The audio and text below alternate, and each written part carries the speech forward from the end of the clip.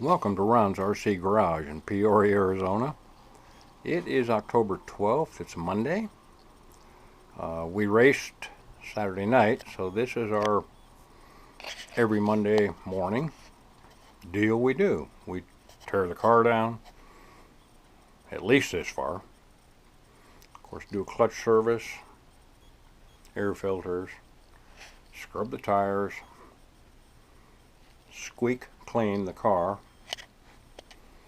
and then give it a thorough inspection, lube everything, and make any changes we're going to make. So we are kind of right in the middle of that right now. Just a little update on the RC8B3. We ran it for the 5th time this Saturday night. The car is really doing well. Had some issues, having another issue, and I can't say enough about Associated in their support of the people with their products. 2 weeks ago I had a fuel tank issue. The clunker got up on top of a baffle, causing a flame out, which caused a DNF, and I do not like DNFs.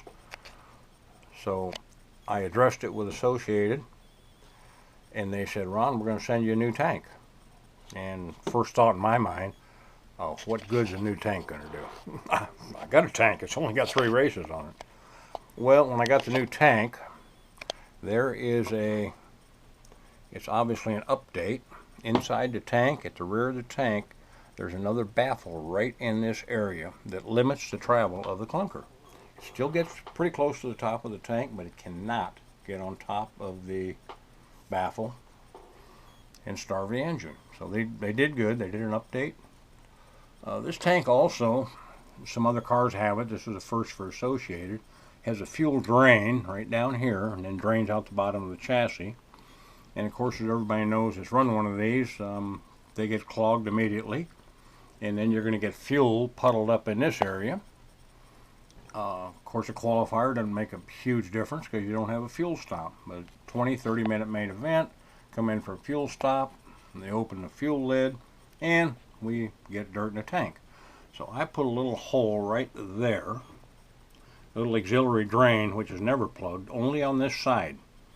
Not all the way through. If you take it all the way through, it will drain right on to the front of the clutch bell, which you don't want that. So that's just a little thing I do, and it's working good so far, absolutely.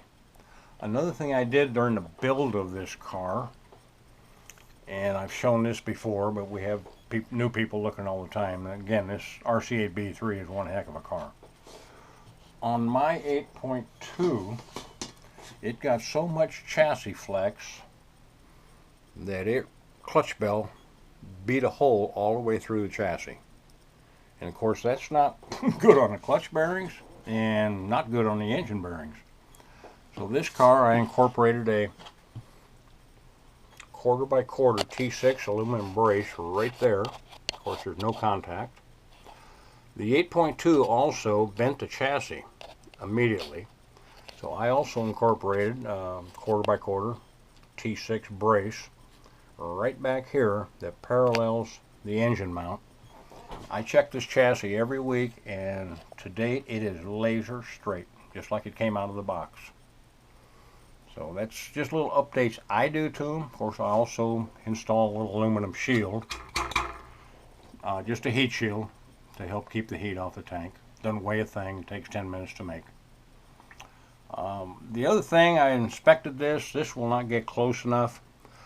I've got both front U-joints and this rear U-joint are just about ready to fail. In fact, I'm real happy the main event Saturday night was 20 minutes and not 30. I contacted Associated via email and made them aware of the problem. I feel totally confident that they will help me out somehow. Another, I think he's a pro driver at Fair Farm, bought one of these, ran 4 tanks of fuel through it, and had total U-joint catastrophic failure on 3 of them.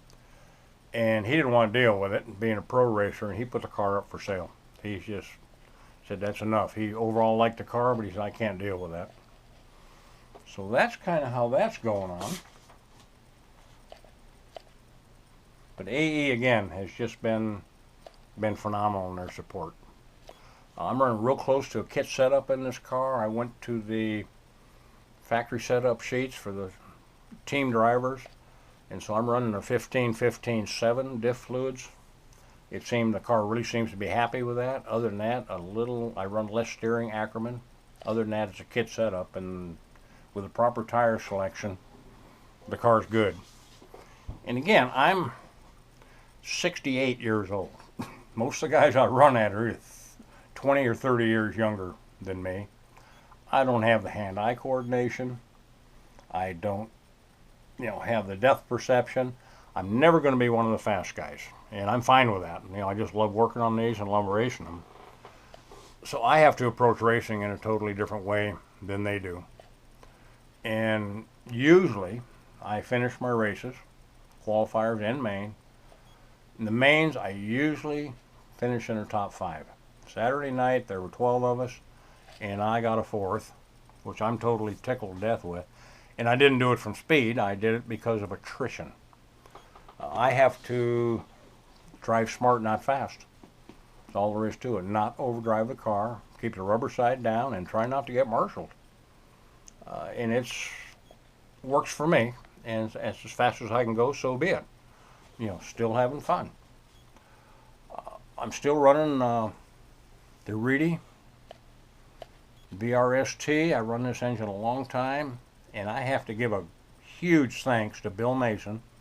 2 weeks ago, I asked him some driving questions, and he got me dialed in on throttle control and so forth. I was using way too much throttle at the wrong time, and so I increased the tension on the trigger on the radio considerably so I can get a better feel for things.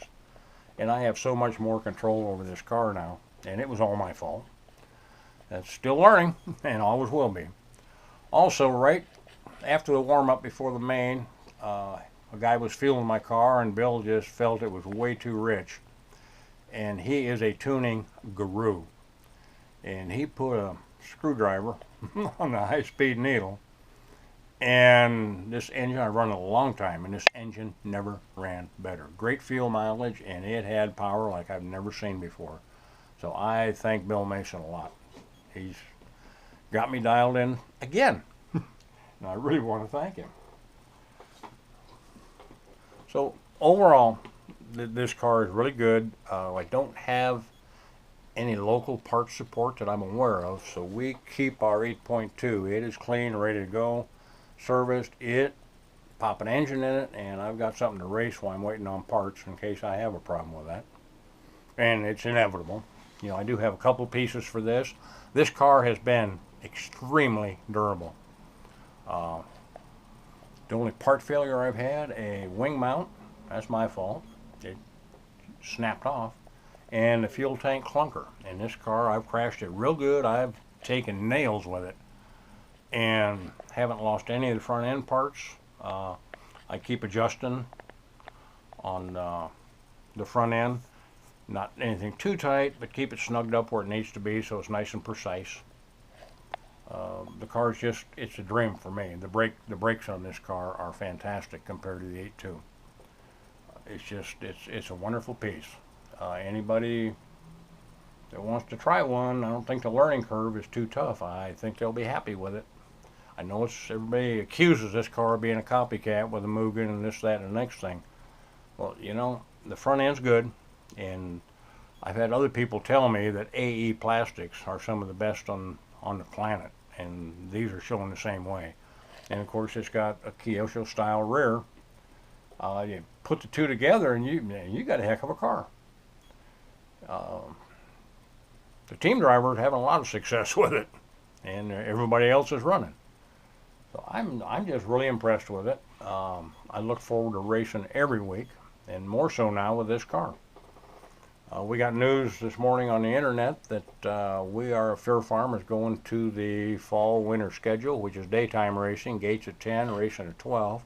Some people aren't happy with it, but I am. Get home at a reasonable hour on Saturday night, not 12:30 in the morning. And for an old guy like me, that makes for a long day, which is all good. that's pretty much it. Again, I thank AE a lot for their support and for putting out such a quality product. And I will continue to support them. I raced this 8.2 for right at a year, and it was good, and I just couldn't wait until this B3 came out, and I'm not disappointed. There's going to be some teething issues on any new product. I don't care how much R&D you do on it. You're going to put it in different people's hands under different conditions, and I'm tough on a car. You know, my jumps are not smooth. You know, they get beat pretty hard. And at times I have to drive aggressively too. Sometimes it works out and sometimes it doesn't. So this is a good, stout, potentially very fast car. If somebody drives it to know exactly what they were doing. With that, I want to thank you all very much for watching. Please stay safe, have a great week, and we'll talk to you later. Goodbye.